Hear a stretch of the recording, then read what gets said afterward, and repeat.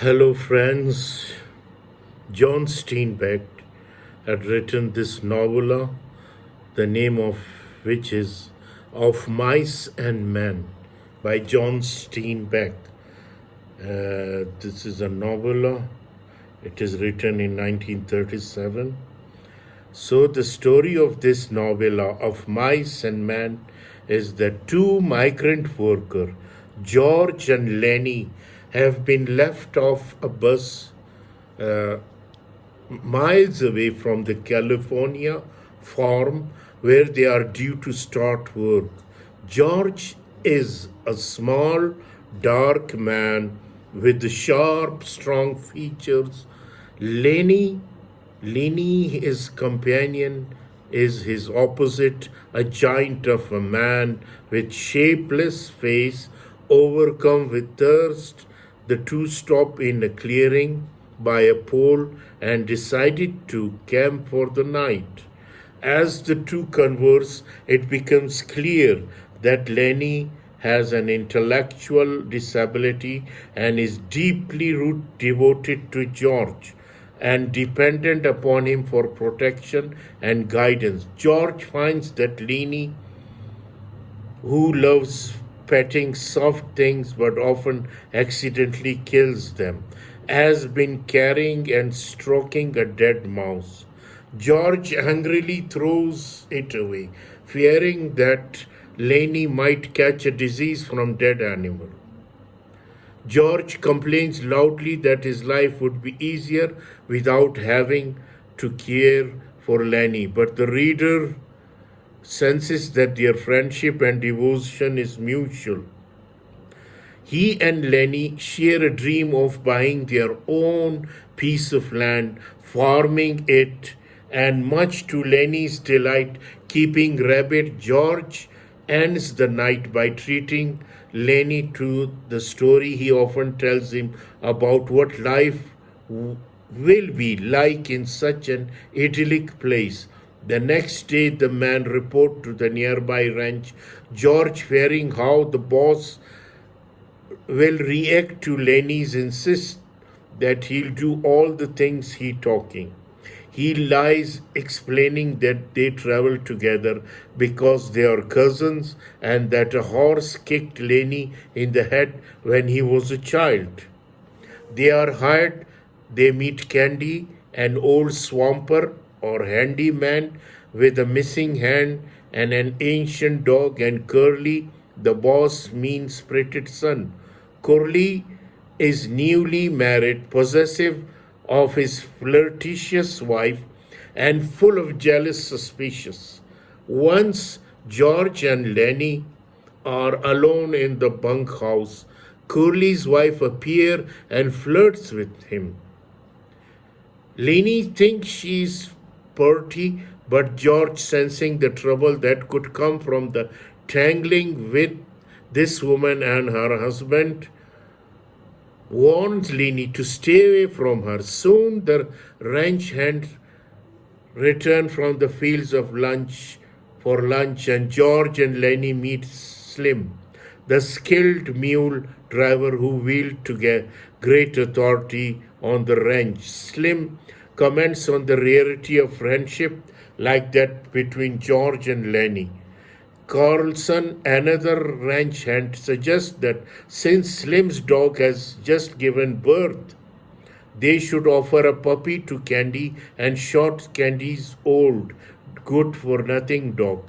The next day, George confides in Slim that he and Lenny are not cousins, but have been friends since childhood. He tells how Lenny has often gotten them into trouble. For instance, they were forced to flee their last job because Lenny tried to touch a woman's dress and accused of rape. Slim agrees to give Lenny one of his puppies, and Carlson continues to badger Candy to kill his old dog. When Slim agrees with Carlson, saying that death would be welcome relief to the suffering animal, Candy gives in. Carlson, before leading the dog outside, promises to do the job painlessly. Slim goes to the barn to do some work, and Curly, who is maniacally searching for his wife, heads to the barn to accost Slim. Candy overhears George and Lenny discussing their plans to buy land, offer his life saving if they will let him live there too. The three make a pact to let no one else know of their plan. Slim returns to bunkhouse, berating Curly for his suspicious. Curly, searching for an easy target for his anger, finds Laney and picks a fight with him. Laney crushes Curly's hand in the altercation. Slim warns Curly that if he tries to get George and Lenny tired, he will be the laughing stock of the farm. The next night, most of the men go to the local brothel. Lenny is left with the crooks, the lonely black stable hand, and Candy.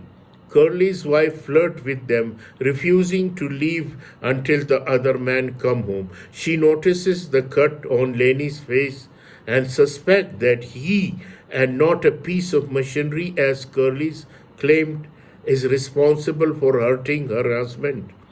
This thought amuses her. The next day, Lenny accidentally kills his puppy in the barn. Curly's wife enters and consoles him. She admits that life with Curly is a disappointment and wishes that she had followed her dream of becoming a movie star. Lenny tells her that he loves petting soft things, and she offers to let him feel her hair. When he grabs too tightly, she cries out in his attempt to silence her. He accidentally breaks her neck. Lenny flees back to a pool of Salinas River that George had designated as a meeting place should either of them get into trouble. As the men back at the ranch discover what has happened and gather together a lynch party, George joins Lenny. Much to Lenny's surprise, George is not mad at him for doing a bad thing. George begins to tell Lenny the story of the farm they will have together. As he describes the rabbit that Lenny will tend, the sound of the approaching lynch party grows louder. George shoots his friend in the back of the head. When the other men arrive, George lets them believe that Lenny had the gun, and George wrestled it away from him and shot him.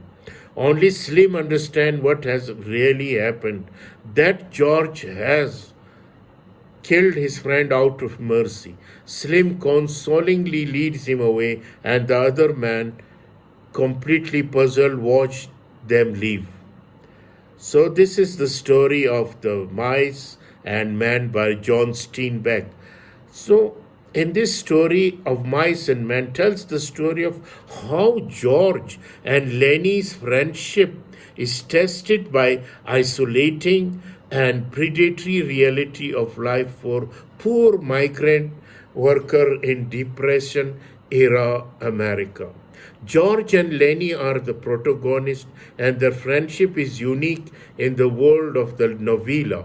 Almost every other character notes that they have never seen such a close partnership between two migrant laborers before. George and Lenny's biggest struggle is centered around surviving their oppressive, impoverished circumstances and becoming financially stable enough to own land together.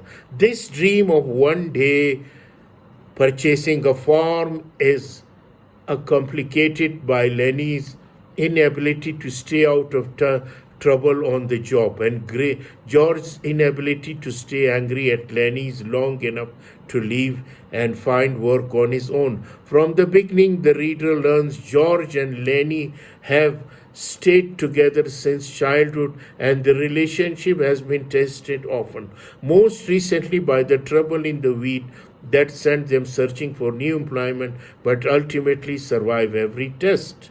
Their friendship is so long-standing that their conversations are almost ritualized, the most important ritual being George's description of the farm they will one day buy down to the vegetable garden and rabbit. More important than the actual goal of owning the farm is fact that the goal is shared between George and Lenny. As the novella progresses, we learn that almost every worker's dreams of owning land, but only George and Lenny dream of owning land together. The reality of their friendship is elevated, making Lenny's death that much more tragic, since George not only loses his friend, but his dream of a better life. This is the friendship between these two friends. At the first of this novella, the reality of the ranch life began to cast a shadow over George and Lenny's dream. The boss is suspicious of George and Lenny because they travel together, revealing that he prepares his work to be isolated and alone. Although the boss is a pretty nice fella, his son Curly is aggressive and preys on the work, especially Lenny. Curly's antagonism draws George and Lenny closer, with both vowing to stick closer than usual. George tells Lenny to avoid Curly, but as Crooks bullies Lenny's, Carlson kills Candy's dog, and Curly's wife threatens to have Crooks lynched. The reader perceives that the greatest threat to worker comes not of that from these power, but from each other. So this is the story of the John Steinbeck's novella of Mice and Men. I hope you will enjoy. Thank you very much. Kindly subscribe the same.